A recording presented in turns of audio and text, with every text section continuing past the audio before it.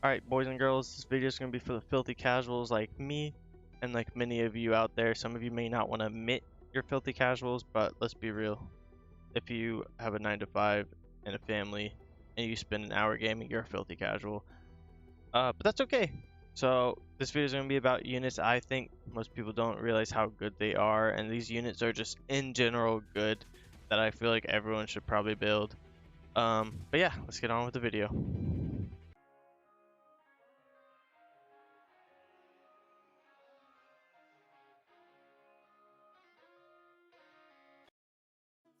Alright, because my game crashed as hard as it did, I'm going to have to re-download the whole thing, so I won't be able to stream 1.1 until this is done. So it's going to take me a while. If it takes too long, I'm just not going to do it. Anyways, yeah, what a great attempt at a first stream. But it's okay. These things happen. I'm mostly YouTube anyways. I just figured it'd be cool to stream patches as they come out. Anyways, back to the actual video. So the first unit I'm going to be talking about today with you guys is Mortevi, right?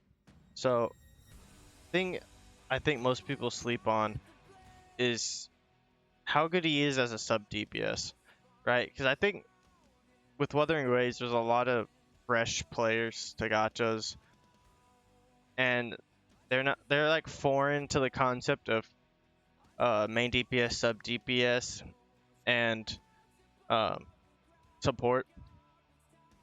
But one thing I think people don't realize, because all of their skills read as Yu-Gi-Oh cards, is Mortefi's ult, right? So talking about Mortefi, his outro skill boosts heavy attack damage. So any unit that uses heavy attack, which is not much right now with the 1.0 going to 1.1, but what we really care about, what really makes Mortefi a god tier, S tier unit, not S tier, I'd probably put him A tier, is his ult. So what his ult does is when he ults, it applies a stack to your whole team. Now, while your units have that stack, when they auto attack, so it could be Mortefi auto attacking, it could be someone else on your team auto attacking. Mortefi basically does what's equivalent to a follow attack from Honkai or a turret from Genshin Impact. Is he will also attack. A little dragon will pop up right here, and it'll also shoot a little fireball. So he plays very much like Yin Lin, who also has a buff on her Aldra skill and off-field damage. So most units with their Aldra skill, if they do give a buff, that's all they do is they can give the buff. But with Mortefi, he can give the buff, and he can deal off-field damage where he doesn't have to be on the field. Alright, second on my list is Sanhua. Now this is a unit I have built fully all the way to level 70 myself. There's a few reasons, right? So she doesn't have off-field damage like Mortefi. All she has is her Ultra skill, which buffs basic attacks by almost 40%, which is kind of a generally good buff. There's a lot of units that like to have basic attacks, but the main reason I'd recommend Sanhua to a lot of players is how fun she is. So basically, she puts pillars of ice down, like the character from My Hero Academia, and you can heavy attack at any point, but if you hold down heavy attack, the forte bar right above her health bar will start going back and forth.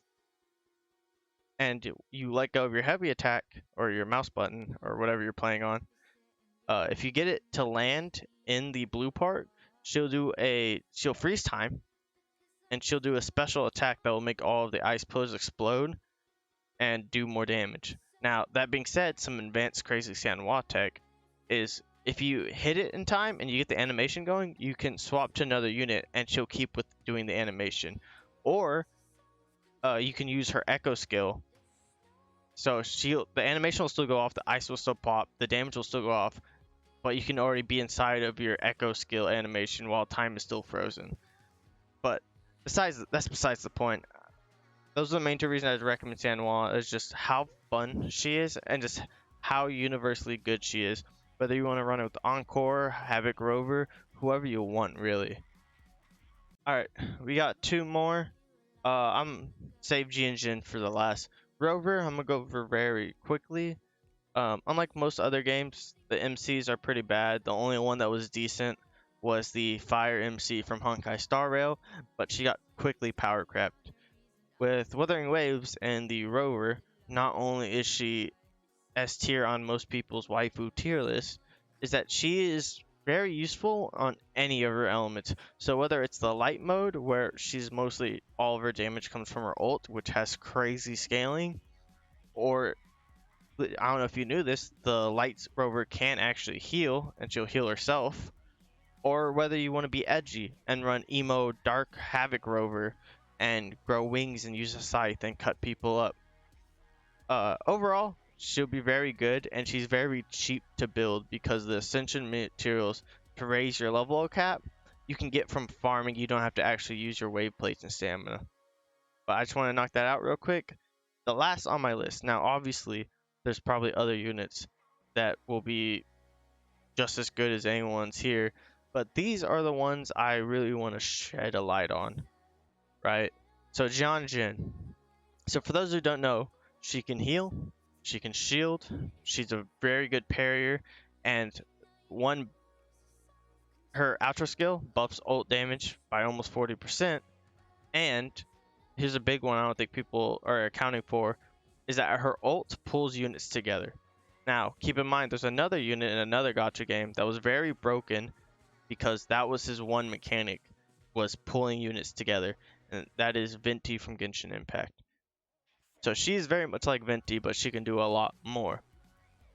Now, that being said, a lot of people are running Verena. I'm not going to put her on this list because everyone knows about Verena, but you're going to need multiple teams for the Tower of Adversity. Jian Jin can fulfill that support role on a second, third team, whatever.